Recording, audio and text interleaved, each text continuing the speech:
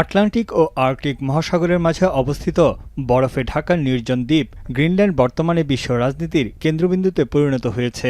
বিশাল বিরল খনিজ সম্পদের ভাণ্ডার এবং ভৌগোলিক দিক থেকেও কৌশলগত অবস্থানে রয়েছে ভূখণ্ডটি, যা দখলে মরিয়া ট্রাম্প। এছাড়াও জলবায়ু পরিবর্তনে বরফ গলে নতুন বাণিজ্যিক রুটের সম্ভাবনা তৈরি হয় গ্রিনল্যান্ড ঘিরে আগ্রহ বাড়ছে পরাশক্তির দেশগুলোর। 2019 সাল থেকে গ্রিনল্যান্ড দখলের পায়তারা করে আসছেন ট্রাম্প। ভেনেজুয়েলায় হামলার পর তা আবারও আলোচনায়। মার্কিন নিরাপত্তার কথা বললেও এই অঞ্চল দখলে ট্রাম্পের উদ্দেশ্য ভিন্ন।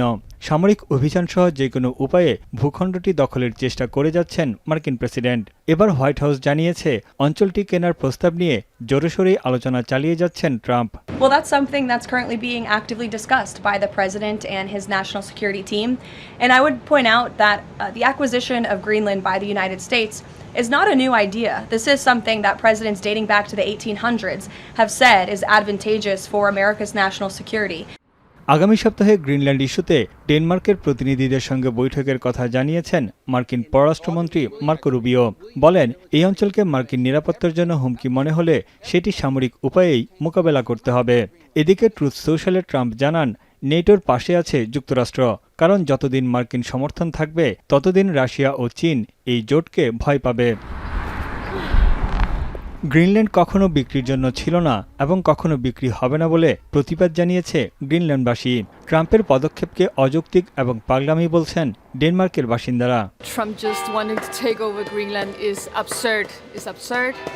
And I think he's the archetype of greed. I think that it's terrible that he keeps on threatening about invading Greenland as it's a part of Denmark and it's his own country. It's totally unreasonable from the US side, and I'm not sure why they think that they can just start going around and buying other people's land. Greenland ইস্যুতে ইউরোপীয় ইউনিয়নের পূর্ণ সমর্থন এবং সংহতির আশ্বাস দিয়েছেন জোটের সভাপতি আন্তোনিও কস্তা। বলেন, আন্তর্জাতিক আইন লঙ্ঘন মেনে নেবে না ইইউ। গ্রিনল্যান্ডের সার্বভৌমত্ব রক্ষায় নেটো ঐক্যবদ্ধ থাকবে বলে আশা ফ্রান্সের। আর জাতিসংঘ বলছে তারা আঞ্চলিক অখণ্ডতায় বিশ্বাসী। ট্রাম্পের দখলবাজির নীতিতে উদ্বেগ জানিয়েছে সংস্থাটি। And seeing with concern the rhetoric around that issue. But I can tell you that our position is one of principle and one that we will continue to defend, that the Secretary General will continue to push both publicly and privately. ভেনেজুয়েলায় যুক্তরাষ্ট্রের সামরিক অভিযানের পর গ্রিনল্যান্ডের ভবিষ্যৎ প্রসঙ্গটি নতুন করে সামনে এসেছে।